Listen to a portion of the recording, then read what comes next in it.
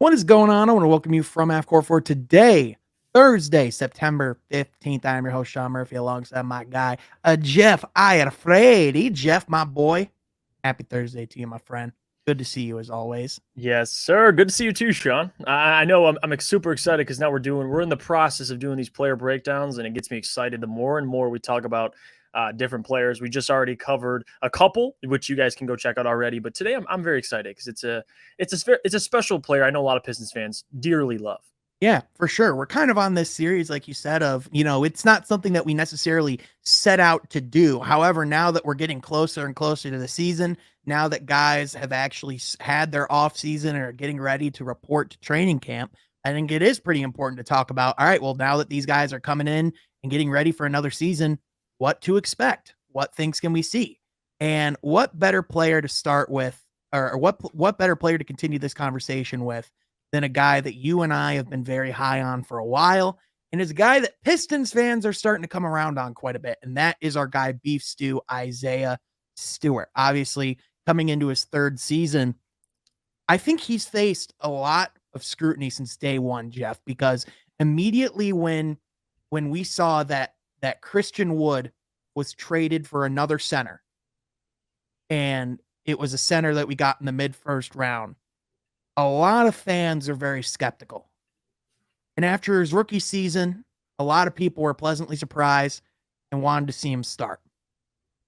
But then I think he got a lot of flack this last season for a lot of the Pistons' internal issues as far as like being able to like defend in the paint. I think a lot of people put that on him. But Jeff, you and I just kind of talked about this. You and I expect a better version of Isaiah Stewart this year, but not exactly a drastically different player than we've gotten thus far. What do you expect of Isaiah Stewart, and what do you think of the value he brings to the Pistons both now and what he can bring going forward? I'll start with what he brings now, and I'll start with versatility. Being his size too, 6'8", 6'9". We talk about his toughness. We talk about his rebounding ability, his shot blocking ability, his rim protection. But on top of that, I think we always knew that especially watching Isaiah Stewart, just coming up from high school, from Rochester, New York, going to Washington, I knew he had a shot.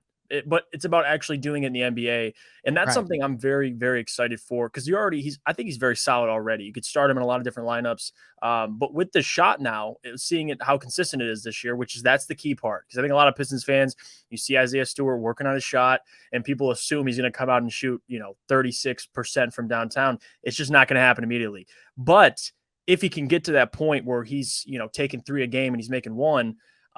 That's someone now you can put on the perimeter that is going to benefit guys like Jaden and Cade. So last year, I thought he got better towards the end of the season, especially with his perimeter defense. You saw late in the season him guarding guards on the perimeter and staying with them, which is Yeah. something I love because if you want a guy like Isaiah Stewart in your lineup at center, his switchability, like if he can guard all 5 positions, makes him even more valuable. So I've always loved what I saw at Isaiah Stewart. But again, it's about what can he do offensively, and I think he can get a little better. But to your point, it's not like I don't foresee him coming out and having this breakout. Define breakout, really. That's the question. Right. For me, breakout could mean Isaiah Stewart bumps his points up to 10, 11. He has a shot, which he can use. He might not be consistent at it initially, but that's what I determine as breakout. Like he's already a really good shot blocker. If he just keeps that up, he'll be just fine. The Right. rebounding, you want to see him be more disruptive in the passing lanes because I do think he can get he had 0.6 of a steal his rookie year, and then he went down to 0.3. I think he can get to a steal a game. So defensively, he pretty much checks all the boxes. It's just offensively, I'm going to be watching this season. And if he can incorporate a 3-point shot, that just makes his value even higher. I mean, we talk about Isaiah Livers. We talk about how every team would like Isaiah Livers. I'm telling you right now, with Isaiah Stewart, if he can space the floor, every team would like a guy like Isaiah Stewart on their team. So I'm very excited Most for him this season.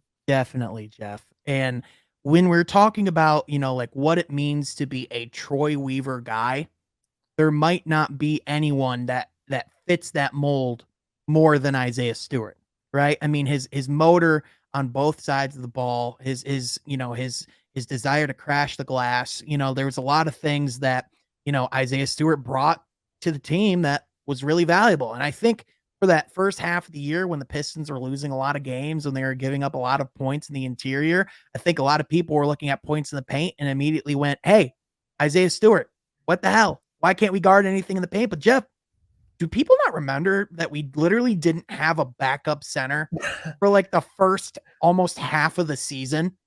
Do people not understand that like after like before we brought in Marvin Bagley, our bigs on our roster included Isaiah Stewart, Kelly Olynyk, and Trey Lyles. Yeah, he was the best interior defender.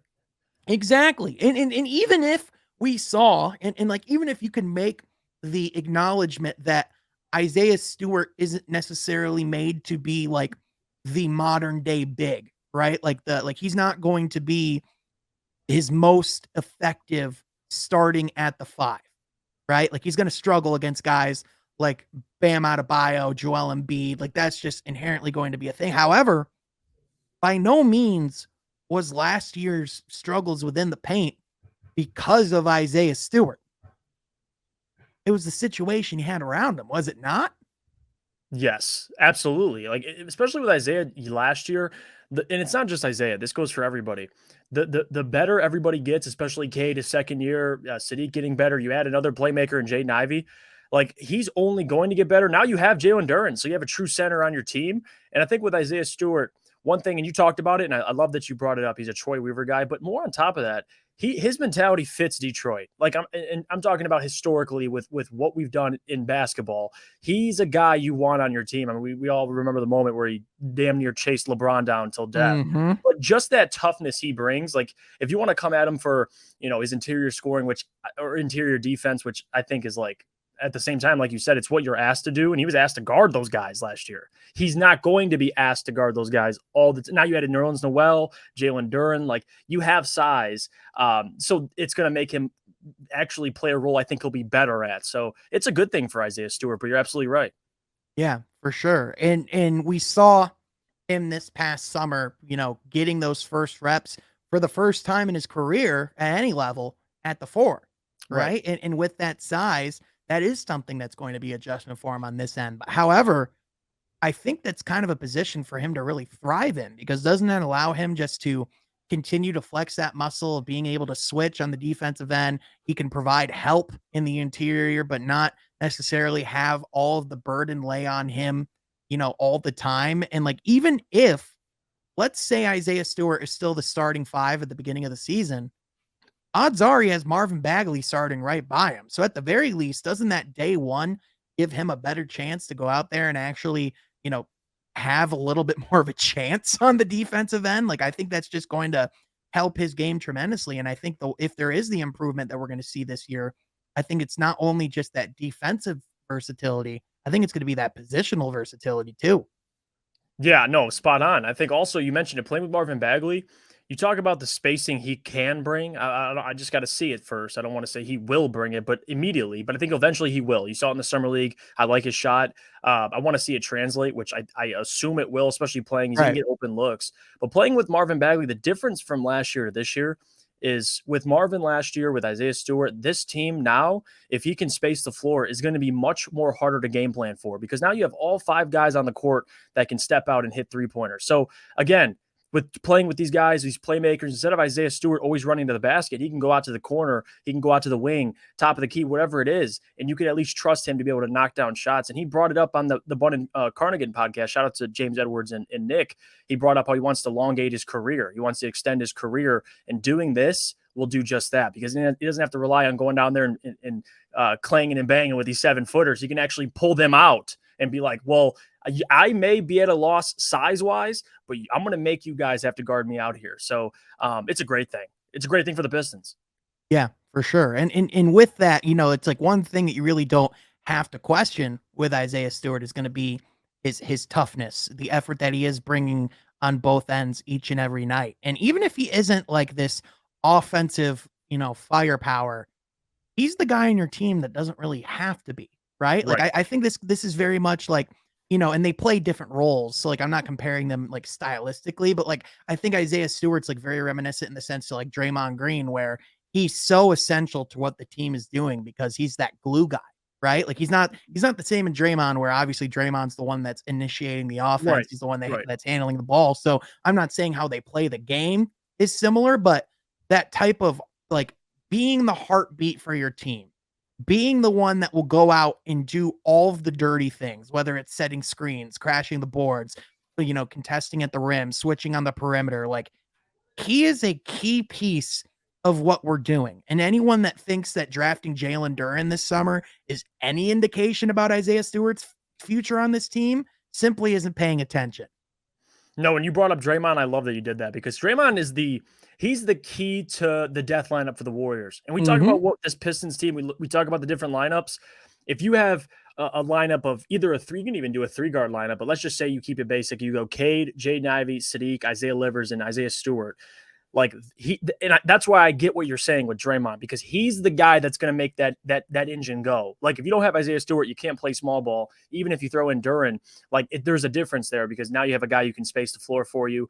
Like you said, switch all 5 positions. So to your point, like, that's a role I can see him playing. Again, not the facilitating, but talking about defensively and talking about what he's going to be asked to do. Draymond doesn't have to be that guy. I don't think Isaiah Stewart's going to have to be that guy. That's why when we say define breakout, like, I think fans have much more different expectations than, I mean, we're fans, but guys that talk on Twitter have different expectations than me and you, because we understand, listen, he may only average a couple more points, but you might get a way better Isaiah Stewart than he did last year. So, he's very important. Yeah, Jeff, you're right. You and I are both fans, but like, again, it is like the important reminder of, even though like we still rep our team, we still wear our colors whenever we go to games, we're definitely, we're still going to be cheering our team on. At the root of this, we're analysts first, right? And at the root of this, we're looking at the game, we're breaking it down in an honest way. And that's why, one of the things that I look at just from like when I'm looking at the big picture of the East, and especially one of the things that I look at in particular is not even just like in the entire league, but just our conference alone, right? Just the talent that we have at the big spot right now. I think particularly that rivalry with Cleveland and what that matchup could be long term. And I don't know about you, Jeff, but one of the first thoughts I had after that Donovan Mitchell trade was looking at, the Pistons have Isaiah Stewart and Jalen Duren, and the Cavs have Evan Mobley and Jared Allen. And even though obviously right now that Cleveland front court, as of today, is the better front court, I think Jalen Duren and Isaiah Stewart's going to give those guys fits for years to come.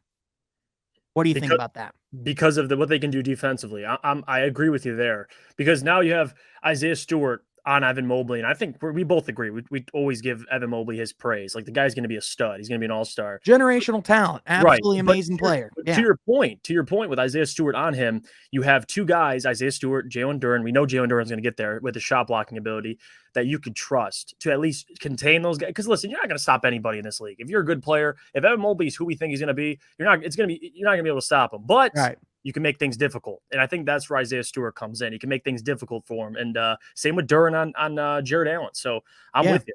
Yeah, exactly. I mean, those guys are both just dogs, man. Like, the way that they play the game of basketball, like, not just yoked just physically, but Jeff, even just the way they approach the game.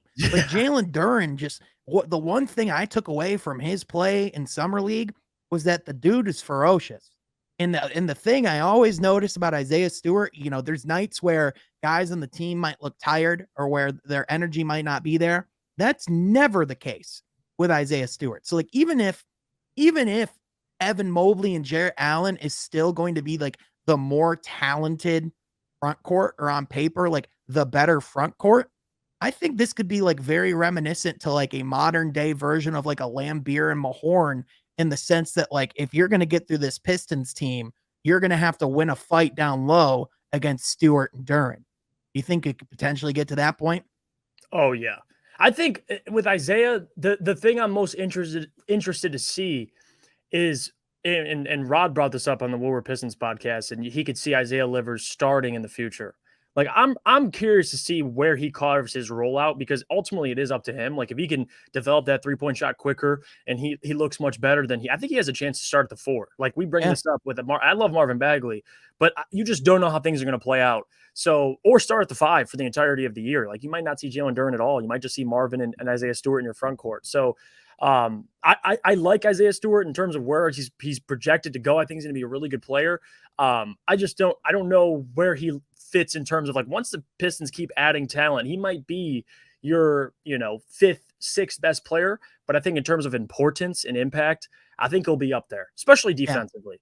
Yeah, exactly. And again, people might look at like his numbers or his statistics Right. or his talent and go like, guys, are you crazy? Like, what are you even talking about? But Jeff, you and I both know when it comes to winning basketball, what it takes to win games on the NBA level, every team needs a guy playing a role like Isaiah Stewart does. Mhm. And if the Detroit Pistons are going to be contending in the Eastern Conference, he's going to be one of the biggest X factors because he has been such a crucial part of our defense already at such a young age. He's already arguably our anchor on that end. But in addition, he was one of the original core four guys we brought in for a reason and is part of the foundation of the culture that we're building right now and the culture that we're going to be having going forward. So Isaiah Stewart is an absolutely crucial part of this team. I know he's a guy that a lot of people see as a breakout type guy. And again, you and I both could see him having a stellar season, but at the same time, I think one of the big points of this video is don't take for granted the stuff he's doing right now. And I think that's just one of the big things. And with that, what do you think of Isaiah Stewart? Let us know in the comment section down below. What do you think is the role he's going to have for this team this season? Do you think that Isaiah Stewart will be a starter all 82 games? Let us know down below. But also, be sure you're following my guy Jeff on Twitter at JeffIFrady and catching that beautiful son of a each and every Monday through Friday on the Morning Woolward Show. But also follow your boy down here at Sean Half Court because I'm doing stuff too. But with that, we want to thank you all so much for tuning in. We will catch you guys next time from Half Court. Be sure to subscribe.